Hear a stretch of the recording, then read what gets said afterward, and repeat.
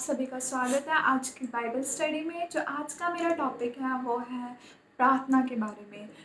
अगर आप प्रार्थना करना चाहते हो, वो भी बहुत पावरफुल प्रार्थना, तो आपको अपनी प्रार्थना आत्मा से करनी होगी। जो प्रार्थना आत्मा से की जाती है वो बहुत इफ़ेक्टिव होती है और वो बहुत ज़्यादा पावरफुल होती है। तो हम पढ़ेंगे यहूदा की पत्री 1 का 20, जूड चैप्टर 1 वर्स 20। इसमें कुछ इस प्रकार लिखा है, पर हे प्रियो, तुम अपने अति पवित्र विश्वास में उन्नति करते हुए और पवित्र आत्मा में प्रार्थना करते हुए। फिर से मैं पढ़ूंगी। हे प्रियो, तुम अपने अति पवित्र विश्वास में उन्नति करते हुए और पवित्र आत्मा में प्रार्थना करें। इसमें लिखा है किस रीति से हमें प्रार्थना करनी है, पवित्र आत्मा में। लोग क्या करते हैं, लोग पवित्र आत्मा से प्रार्थना नहीं करते, मतलब पवित्र आत्मा में होकर नहीं प्रार्थना करते। वो लोग प्रार्थना करते हैं शरीर में, वो अपनी बुद्धि से, वो अपनी विल पावर से, अपनी इंटेलेक्चुअल से प्रार्थना करते हैं, अपनी बुद्धि से प्रार्थना करते हैं। इस करके उन्हें कई चीज़ों के जवाब नहीं मिल पाते। हमें किस रीति से प्रार्थना करनी है, हमें अपनी पवित्र आत्मा के द्वारा प्रार्थना करती है।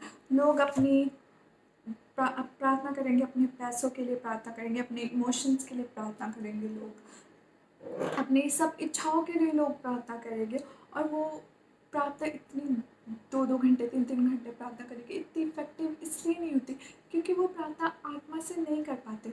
तो मैं आपको एक बात बताना चाहती हूँ कि किस रीति से आपको आत्मा में प्रार्थना करना सीखना है। तो आप लोगों को आज मैं एक एग्ज़ाम्पल दे रही हूँ आपको, जिससे आपको सीखने को मिलेगा। जिस तरह आपको पता है कि जो आजकल बहुत फ़ोन कॉल्स की, मोबाइल फ़ोन्स की टेक्नोलॉजी बढ़ गई है, बहुत एडवांस्ड टेक्नोलॉजी हो चुकी है। तो मैं आपको बताना चाहती हूँ कि जो आजकल जब हम किसी पर्सन को कॉल करते हैं, इधर से किसी पर्सन ने इस पर्सन को कॉल किया है, तो जो इधर वाला पर्सन होता है, जब वो बात कर रहे होते हैं, कभी कभी उन्हें आवाज़ में कभी कभी जो दूसरा पर्सन होता है वो कहता है कि तुझे मेरी आवाज़ आ रही है। वो बहुत ऊँची ऊँची बोलने लग जाता है कि आवाज़ आ रही है, मेरी आवाज़ आ रही है, तुम्हें सुन रहा है मैं क्या बोल रहा हूँ। जो इधर वाला पर्सन होता है वो कहता है भाई आस्ते बोल, मुझे तेरी आवाज़ आ रही है, ये वॉल्यूम इशू नहीं है, ये सिग्नल का इशू चल रहा है, ये सिग्नल वीक हो गया है, सिग्नल की स्ट्रेंथ कम हो गई है, सिग्नल लो हो गया है, इस करके हमें प्रॉब्लम आ रही है। वॉल्यूम का कोई इशू नहीं है, तो बोल, आराम से ही बोल, तू आराम से ही बोल। इसी तरह जो कई लोग हैं, इसी तरह मैं आपको बताना चाहती हूँ, कई लोग, आप लोगों ने भी, काफ़ी लोगों ने ये चीज़ एक्सपीरियंस की होगी वॉल्यूम की, कि वॉल्यूम का इशू होता है और लोग इशू कनेक्शन का होता है और लोग वॉल्यूम अपनी बढ़ाते रहते। इसी तरह कई बिलीवर्स हैं जो प्रभु में शारीरिक जोश में बहुत होते हैं, वो प्रार्थना जोश में करते हैं, अपनी बुद्धि से प्रार्थना करते हैं, वो बहुत इतनी ज़ोर ज़ोर की चिल्ला कर प्रार्थना करते हैं, वो अपनी पूरी विल पावर लगा लेते हैं प्रार्थना करने में, अपनी पूरी जान लगा लेते हैं प्रार्थना में, 2-2 घंटे 2-2 दिन प्रार्थना करते हैं, फिर भी उन्हें कई चीज़ों का जवाब इसलिए नहीं मिलता क्योंकि मेन प्रॉब्लम कनेक्शन है, उनका आत्मा के साथ कनेक्शन ही नहीं होता। वो अपनी बुद्धि से प्रार्थना करते हैं, वो अपनी वॉल्यूम को बढ़ाते रहते हैं और उनका आत्मा के साथ सिग्नल कम कम कम होता ही नहीं है मोस्टली। फिर भी कई लोगों का कम होता है, इसलिए उनकी प्रार्थना इतनी इफेक्टिव नहीं होती है।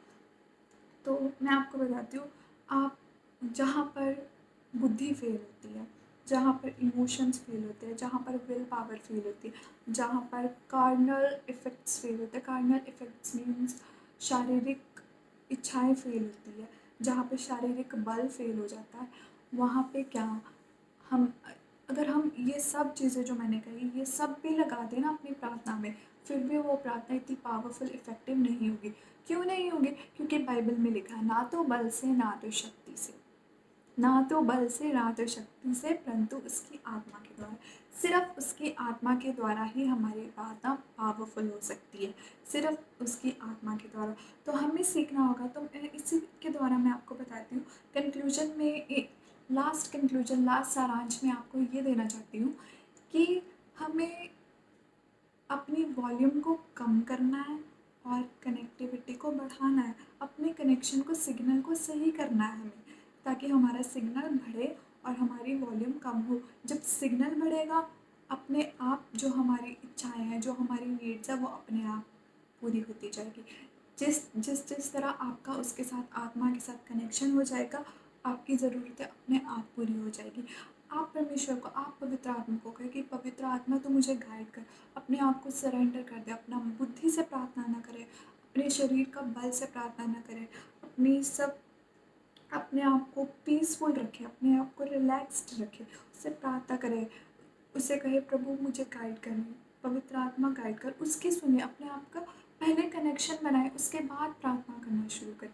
पहले पवित्र आत्मा के साथ कनेक्शन बनाए, फिर अपनी वॉल्यूम को बढ़ाएं। पहले कनेक्शन बनाना बहुत ज़रूरी है। इकल्ले वॉल्यूम से, बिना सिग्नल के कोई काम नहीं होता। जब सिग्नल होगा तभी वॉल्यूम बढ़ेगी। इसी रीति से मैं आपको बताना चाहती थी।